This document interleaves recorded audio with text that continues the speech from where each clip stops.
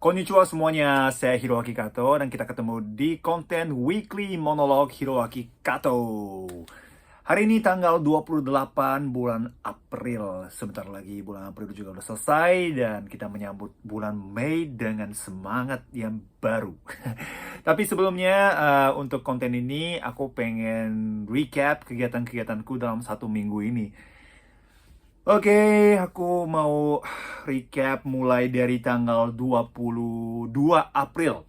Tanggal 22 April, hari pertama Lebaran. Idul Fitri. Iya nggak sih? Iya kan? Hari Raya Idul Fitri. Sebelumnya mohon maaf lahir dan batin ya teman-teman. Dan tanggal 22 itu ada event besar. Bukan event besar sih. Pertama kali aku kumpul dengan teman-teman Jepang yang bekerja di dunia entertainment. Jadi selama ini kan aku sering ketemu dengan kalau misalnya Genki, seorang YouTuber dan juga pelawak yang dikirim dari Jepang, kan satu manajemen ya, aku dan Genki. Dan sama Kenta, Kenta besar.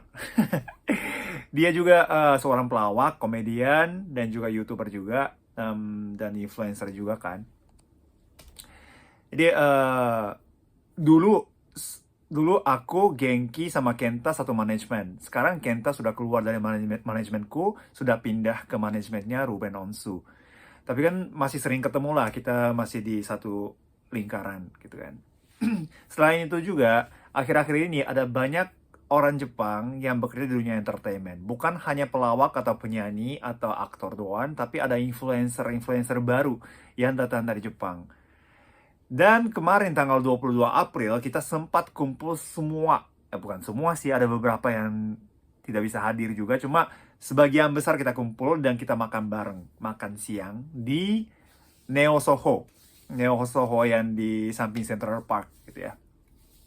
Membernya adalah aku, Genki, seorang YouTuber dan pelawak, Kenta, komedian, dan juga Haruka, yang talent dan ex JKT48 ya. Haruka Nakagawa, dan juga ada Ayana. Ayana ex JKT48 juga. Dia kan half Indonesia Jepang ya. Dan dia kan biasanya ngobrol pakai bahasa Jepang dan logat Kansai lagi kan. Jadi ketemu sama Ayana, dan ada juga si Yamataka. Yamataka kalian tahu nggak ya? Influencer, content creator untuk TikTok dan juga Reels Instagram. Dan juga ada Takuya. Takuya temannya Jerome Pauline. Dulu mereka tinggal bersama. Dan dia menjadi influencer di ya Instagram dan juga Twitter mereka ya. Sama Yusuke. Yusuke adalah salah satu anggota dari Waseda Boys yang temannya Jerome Pauline juga. Jadi kita berdelapan, kita makan bareng di Neo Soho ke restoran Gyukaku. Jadi kita makan banyak. Jadi kita all you can eat kan dagingnya kan. Haruka makannya banyak banget. Haruka makannya banyak banget. Haruka sama Kenta banyak banget. Aku juga banyak sih lumayan. Cuma hampir sama lah dagingnya yang Haruka makan sama aku makan. Luar hebat banget sih. Pokoknya itu benar-benar pertama kali kita kumpul semuanya.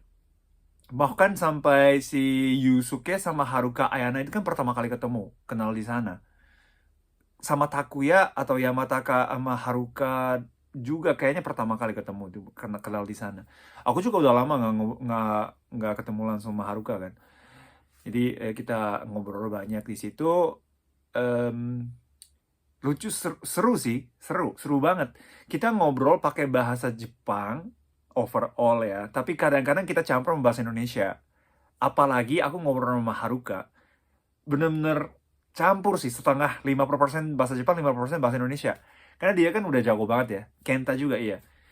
Sama Ayana juga kadang kita pakai bahasa Indonesia atau ya bahasa Jepang kita campur. Ya, aku sama Ayana kan kemarin udah rilis single bersama kan, featuring Ayana. Judulnya Saiko. Kalau teman-teman yang belum sempat nonton, silakan nonton musik videonya atau dengerin lagunya di semua platform digital sudah ada lagunya. Jadi kita ngobrol banyak di situ. Jadi masing-masing kita jelasin karirnya kayak gimana, kenapa sampai mulai tinggal di Indonesia. Karena terutama si Takuya, Yamataka, dan juga Yusuke kan masih baru ya di sini. Jadi mereka baru pindah ke sini. Bahkan Yusuke sama Takuya itu mereka mulai berbisnis di sini, buka usaha di sini. LPK.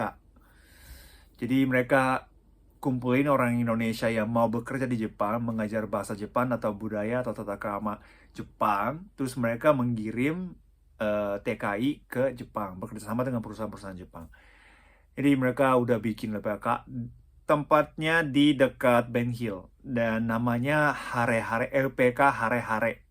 Jadi silakan kalau ada yang berminat mau bekerja di Indonesia atau mau belajar dari Takuya dan Yamataka, silakan kalian cari aja di Instagram, di situ ada Hare-Hare Indonesia atau Hare-Hare LPK Hare-Hare Indonesia apa gimana ya? Lupa akunnya. Pokoknya Hare-Hare pakainya HARE Jepang gitu. Di situ ada infonya. Jadi teman-teman yang berminat silakan kalian lihat aja. Dan ya kita ngobrol tentang planning untuk kedepannya juga, atau sampai kapan ada di Indonesia. Semuanya sih bilangnya ya kurang tahu ya, kita udah benar-benar ada kerjaan di sini, karirnya juga ada di sini, prestasi juga ada di sini. Jadi semuanya ya sangat siap mental untuk bakal tinggal lama di Indonesia gitu. Apalagi akan udah menikah dengan orang Indonesia. Haruka juga lagi cari jodoh. Aena juga lagi cari jodoh. Kenta juga, Genki juga gitu. Semuanya cari jodoh sih. Kecuali aku ya. Jadi kemarin kita kumpul kan, ya rata-rata masih muda-muda semua. Haruka kan masih 30-an usianya. Nah, apalagi si Yusuke kan masih 23. Yamataka sama Takuya kan hampir sama Genki ya, 28, 29, 30-an gitu. Kalau Kenta sama aku agak-agak dekat, aku 40, Kenta 37 atau 38 ya. Ya. Jadi semuanya masih muda. Yang nikah itu cuma aku doang kemarin.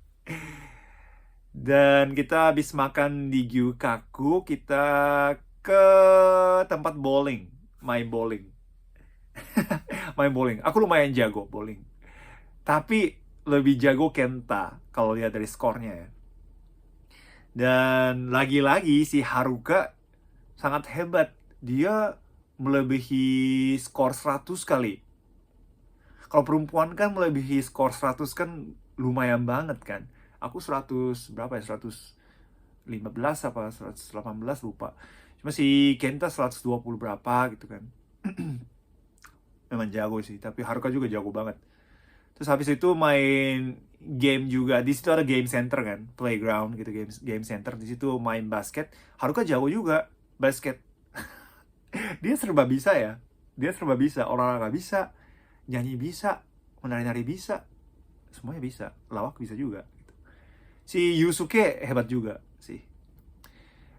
Iya, jadi pokoknya kita seru banget, kita kumpul bareng. Jadi aku sih pengennya mungkin sebulan tuh terlalu dekat ya. 2 bulan sekali atau 3 bulan sekali kita mau kumpul semuanya sih. Masih ada beberapa influencer yang belum bisa gabung kemarin, jadi ya mungkin untuk kedepannya lebih ramai lagi bisa kali ya. Tapi ya aku selalu bangga dan berterima kasih kepada orang-orang Jepang yang bekerja di dunia entertainment, karena ya emang kalau lihat dari pandangan entertainment ya mungkin mereka saingan juga ya.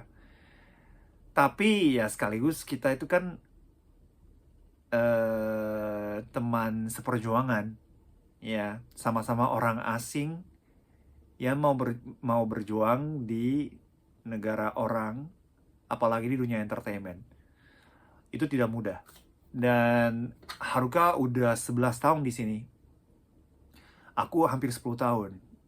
Kenta dan Genki 1 tahun setelah aku pindah ke sini, berarti tahun 2015. Mereka 8 tahun, ini memasuki tahun ke-9. Kalau aku 2014 kan. Kalau Haruka kalau nggak salah tahun 2012 apa tahun 2013. Jadi mereka, ya pokoknya udah lama kita tinggal di Indonesia dan juga berjuang di dunia entertainment. Kalau masih yang baru-baru, Yusuke masih baru datang 1 minggu atau 2 minggu yang lalu. Takuya sama Yamataka 3 bulan kali ya, 3 bulanan yang ada di sini gitu kan. Ya, jadi selalu bersyukur ada mereka dan kita bisa sharing, bisa kita curhat, kita bisa kerjasama, saling membantu. Jadi untuk kedepannya juga semoga silaturahmi ini ya lebih sering lagi, atau ya tetap kita bekerja sama dan masing-masing, bukan masing-masing sih, kita bekerja sama untuk tumbuh bersama gitu ya. Karena salah satu tujuan kita adalah membangun hubungan persahabatan antara Indonesia dan Jepang yang lebih dekat, yang lebih dalam gitu kan. Jadi semoga kegiatan-kegiatan kita semua tuh masing-masing itu bisa bisa apa namanya, bisa mengkontribusi ke persahabatan antara Indonesia dan Jepang. Apalagi tahun ini, tahun 2023 ini adalah tahun ke-65 tahun diplomat persahabatan antara Indonesia dan Jepang. Hubungan diplomat persahabatan Indonesia dan Jepang. Jadi ya kita harus makin giat untuk kedua negara ini sih, Indonesia dan Jepang. Semoga bisa kita kontribusi. Tanggal 22 April tuh kayak gitu, itu sangat berkesan harinya. Tanggal 23 aku santai di rumah karena ini lebaran hari kedua ya, kemana-mana agak padat ya. Jadi kita stay di rumah. Tanggal 24, hari Senin, aku ketemu sama Yusuke lagi. Di dalam 1 minggu ini aku ketemu 3 kali sama Yusuke. Dia orangnya humble ya, humble dan orangnya asik, menyenangkan. Masih baru di Indonesia, jadi dia masih belajar tentang Indonesia dan juga bahasa Indonesia juga dia sedang belajar kan. Pokoknya banyak banget fansnya. Di shopping mall, di cafe, di restoran, selalu dia diminta foto sama fansnya. Jadi memang sekarang kayaknya orang Jepang yang paling terkenal di Indonesia itu Waseda Boys ya kayaknya. Masing-masing sampai orang-orang hafal nama-nama masing-masing anggota Waseda Boys atau tidak, nggak tahu ya. Cuma kalau lihat Yusuke, pasti ada 1-2 orang bahkan lebih yang tunjukin muka dia, terus pernah lihat di Indonesia siapa ya? Oh ya, kayaknya di Jerome Pauline, temannya Jerome Pauline. Semuanya ya hafalin sih temannya Jerome Pauline. Cuma sampai segitunya gitu. Pasti dia diminta foto. Wah, itu luar biasa sih.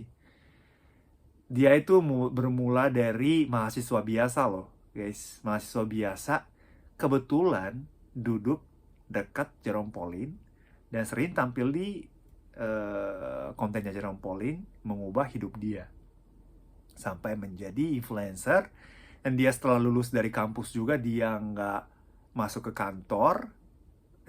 Maksudnya dia nggak menjadi orang kantoran, tapi langsung menjadi freelance influencer. Itu keputusannya sangat berani menurutku ya. Karena di masyarakat Jepang ya memang udah banyak yang hidup dari influencer sih, cuman dia kan kebanyakan fansnya di Indonesia, bukan di Jepang. Jadi orang Jepang ya pasti ya sangat sedikit lah yang tahu Yusuke kan. Tapi kalau di Indonesia kan sampai segitunya, kalau dia jalan di mall, jalan di mana-mana, pasti ada yang minta foto. Tapi kan kalau ada followers banyak atau ada daya influence untuk sosial media, belum tentu masa depan dia kan terjamin ya. Tapi dia terjun ke dunia entertainment dan dunia influence yang kayak gini, menurutku keputusan yang sangat berani. Jadi aku berdoa yang terbaik buat dia, all the best, dan semoga dia bisa hidup dari kegiatan-kegiatan sekarang. Atau aku berharap juga dia juga kontribusi ke persahabatan antara Indonesia dan Jepang gitu. Jadi kenapa aku ketemu sama Yusuke tanggal 24 hari Senin, karena aku ketemu beberapa orang yang mantan pegawai Kedutaan Besar Indonesia di Jepang, KBRI. Jadi mereka itu sekarang bekerja di Kementerian Luar Negeri, Kemlu. Jadi kita ketemu berempat. Dan kita ngobrol banyak di situ juga. Karena Yusuke baru pindah ke Indonesia dan sampai bulan Juli kalau nggak salah. Sementara dia tinggal di Indonesia, terus habis itu dia balik ke Jepang dulu, lalu datang lagi ke Indonesia. Cuma sampai bulan Juli, apakah kita bisa bekerja sama untuk persahabatan dan saudara Jepang? Atau ada beberapa proyek yang orang Kemlu mau ajak Yusuke? Jadi kita ketemu bareng dan ngobrol bareng gitu. Meetingnya sangat seru juga, menyenangkan, silaturahmi lah ya. Dan tanggal 28 hari Selasa, biasanya kan ada live streaming Hiro Sensei di media GoPlay, ya media dari Gojek. Tapi minggu sebelumnya, tanggal 18, aku udah taping untuk tanggal 25. Karena kantor GoPlay masih libur tanggal 25, jadi kita taping dulu dan kita tayang hasil tapingnya dari tanggal 18. Jadi malam kan aku kosong tuh jadwalnya. Jadi aku ketemu sama orang Jepang yang dulu pernah tinggal di Indonesia. Dia itu dari perusahaan manajemen yang sangat terkenal di Jepang, namanya Amuse. Label sekaligus manajemen talent. Jadi banyak aktor yang kalian tahu itu ada di dalam manajemen Amuse. Dan terutama kalau artis dari Amuse tuh gede-gede semua, kayak Baby Metal dan juga One Ok Rock, itu semuanya dari Amuse. Jadi mereka punya banyak fans. Dan dulu orang ini namanya Pesan. Pesan itu nama panggilan sih. Nama ini orang Pesan. Pesan ini dulu pernah tinggal di Indonesia sebagai ya karyawan Amuse. Dan dia nggak bikin PT sih, tapi dia pokoknya pernah tinggal dan bekerja di sini sebagai karyawan Amuse. Tapi sayang sekali karena pandemi dia terpaksa harus tutup Amuse di Indonesia, jadi dia balik ke Jepang. Tapi tetap aja dia bekerja untuk area Asia Tenggara terutama. Jadi besok-besok kan bakal ada konsernya Baby Metal kan. Ya kayak gitu-gitu juga ya Amuse-nya bakal bekerja sama. Dan dia datang ke Jakarta untuk urusan kayak itu juga. Dan aku ngobrol kenapa Amuse tuh waktu buka di Indonesia kan nggak begitu sukses karena ada keadaan atau situasi yang tidak mendukung waktu itu. Dan headquarternya Amuse yang ada di Jepang, dan mereka buka cabang di Singapura dulu lalu ke Jakarta. Akhirnya Amuse itu tutup dua-duanya, Singapura tutup, Jakarta juga tutup, karena dunia entertainment di luar negeri emang tidak gampang untuk menghasilkan uang, iya kan? Kalau misalnya rekrut orang yang suruh dia tinggal di negaranya, itu aja udah cost-nya berapa. Apalagi kalau misalnya ada talent yang mau tinggal di Indonesia, ya cost-nya berapa. Nah sekarang manajemenku juga ya keadaannya sama. Aku ada di sini, Genki ada di sini, ya cost-nya berapa. Ya berarti kalau mau ada untung buat perusahaan, kita harus menghasilkan uang yang lumayan besar dari entertainment. Nah itu nggak gampang di sini. Kalau nggak Amuse tuh dulu rencana mau rekrut talent-talent di Indonesia untuk mendidik di dunia entertainment Indonesia, maupun mau ambil beberapa talent yang berbakat ke Jepang. Cuma itu juga kurang sukses karena satu, Amuse nggak bisa buka perusahaan di sini karena ya harus akuisisi atau harus naruh banyak uang di sini kalau untuk buka PT. Jadi kurang sukses semuanya. Rencananya sih bagus, cuma menghasilkan uang itu kan susah. Untung banyak ya. Ya, jadi aku salut sih Kenta, Haruka yang sudah masuk ke manajemen lokal. Haruka masih di Dentsu sih, tapi si Kenta kan udah masuk ke manajemen lokal yang di Rumen Onsu. Dia harus menghasilkan banyak uang karena biaya dia untuk visa dan segala macam ya pasti mahal. Ya, pokoknya aku ngobrol sama orang Amis yang gitu. Terus hari Rabu tanggal 26 aku main futsal. Aku main futsal dan aku ajak Yusuke untuk main bareng. Untuk tim Jepang. Dan tim Jepang yang aku masuk dan main bola itu lumayan serius. Lumayan serius. Bukan lumayan sih, serius banget. Bukan kayak fun football yang kita ketawa-ketawa itu enggak sih. Ya kita ketawa-ketawa tetap. Cuma kita itu serius banget kalau main. Kalau Yusuke udah beberapa bulan dia nggak olahraga. Jadi dia sekali ikut, dia mainnya sungguh-sungguh, all out. Cuma dia ngos-ngosan. kayak kayak belum terbiasa dengan kepanasan Indonesia karena dia baru datang ke sini ya. Karena masih Jepang kan masih musim semi dan masih adem ya suhunya. Jadi dia datang ke sini panas banget. Dia kayak merah banget mukanya kayak kayak jadi kepiting direbus. Kepiting direbus. Iya iya iya. Dan dia juga wah terlalu capek dan terlalu jago pemain-pemainnya gitu ya. Ya, jadi aku bilang ke dia, ya udah santai aja. Nanti bakal ada futsal di tim lain yang lebih santai lagi. Gitu. Tapi ya pokoknya aku senang banget bisa main bersama Yusuke futsal tanggal 26. Tanggal 27 kemarin ya. Kemarin tuh ada sebuah event yang orang Jepang bikin. Tapi orang Jepang itu biasanya tinggal di Myanmar atau kalau nggak di Jerman. Jadi setengah di Myanmar, setengah di Jerman. Dulu dia tinggal di Indonesia dan istri dia itu orang Indonesia. Kompleks kan? Rumit kan? Dia itu orang Jepang, istrinya orang Indonesia. Dulu mereka tinggal di sini di Jakarta.